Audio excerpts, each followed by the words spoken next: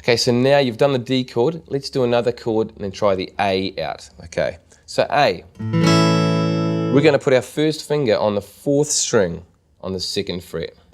Now, we're going to have all 3 fingers in the same position here, so you need to have your first finger back a little bit for this, in this case.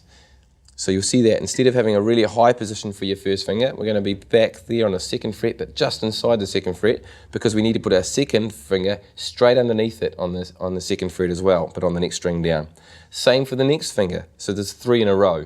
Best way to think of A, 3 in a row. A, 3 in a row. If you can brainwash that, then you'll have no problems. Then the bottom string is left open, so no fingers on the bottom string. And we strum that from the 5th string down. So from the 5th string, we've got 5 strings.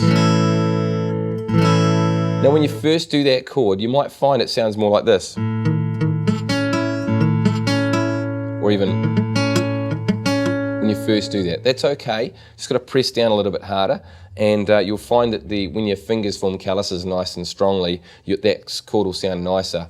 And also just adjust your hand position too much, but don't worry too much about the sound, it's more about the feeling of the chord, the A chord.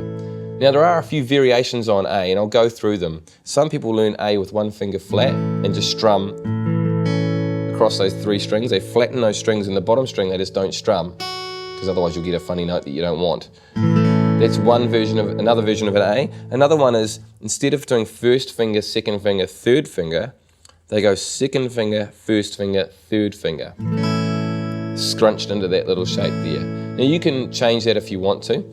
If you happen to have really big, fat, what I call sausage fingers, it doesn't actually put you off playing guitar at all. You can actually just adapt it. So instead of using all 3 fingers, you might only use 2 fingers to do the chord. So in this case, my 1st finger is going to cover the top 2 strings that I had pushed down, which is the 4th and the 3rd string, and then the 3rd finger just jumps in underneath and covers that the 2nd string nice and easily. Or you can change that around, so it's the other way around. Whatever way you prefer, but try starting out with a 3 in a row, and you'll see why later on as we do more other chords, but 3 in a row is a good way to start. And if you can't, you've got 3 other options of doing that A chord. And strumming from the 5th string down, remember to miss the top string out. We don't want to hear the top string, just from there down.